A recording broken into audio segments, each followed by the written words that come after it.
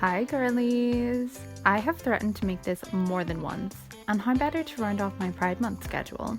The Barbie movie was the best film of 2023, and I will betray my fellow Irishman Cillian Murphy to say that. The story of a woman trapped unknowingly in perfection created around her, only to be able to free herself from it when she is woken up to it and fails to meet the standard for the very first time, is the story of so many people. It is a story that can be deeply relatable, analysed in depth, and torn apart by my little gay hands for the symbolism. This video is going to be pretty laid back and mostly just me yapping, so you can absolutely just let it run in another tab. Nevertheless, sit back and enjoy a queer analysis of the Barbie movie. A few quick disclaimers just before we dive into the plastic ocean. I have no idea what I can get away with saying on YouTube, so I'm going to censor the shiitake mushroom out of myself.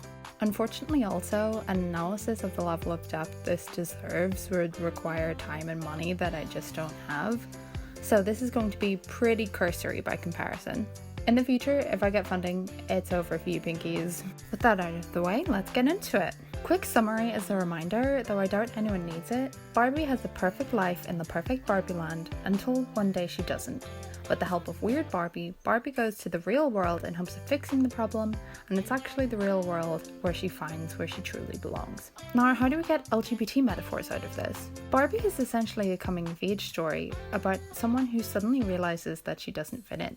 LGBT people are often hit with a wave of, oh no, I'm different.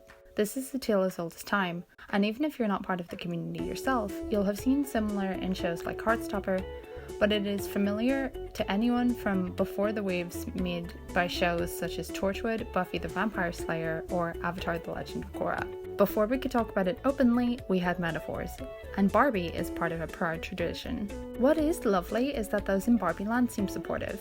Barbie Land apologises for their wrongdoings to the LGBT folk, and what LGBT person doesn't want to hear that? Now, getting into the specifics of LGBT experience, let's talk about, I'm gonna have to say snacks.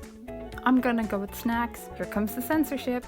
With Barbie Land being very much presented as a place where Barbies have Kens, it is binary and straight to the first glance. There are many points of rejection to that, which can be read as LGBT.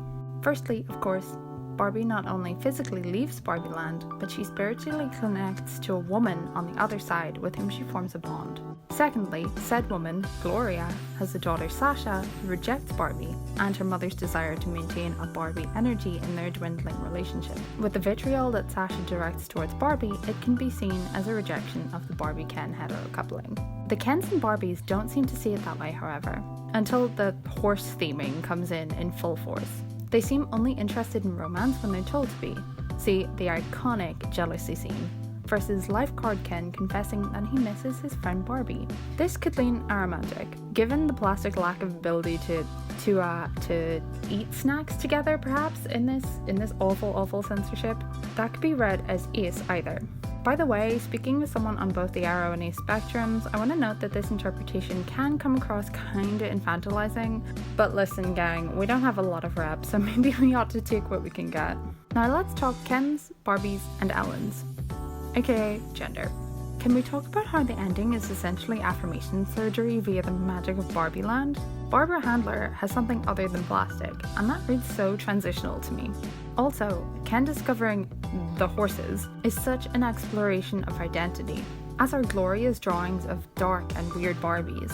And the reason I mention Alan, he's not a Ken or a Barbie, he's right in the middle. He may be Ken's buddy, but he's Barbie's ally when it comes down to it. This movie is also dripping with LGBT symbolism. Firstly, the colour pink.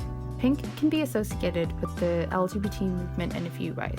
Firstly, the original Pride flag, designed by Gilbert Baker, used pink to symbolise snacks. I have to keep saying snacks. Also, pink triangles were used by a group of people prominent in Germany in the 40s. I'm so sorry to minimise that, but needs must. There's a huge amount of history there, and I haven't done much in terms of research for this video, but I will be leaving resources about this one.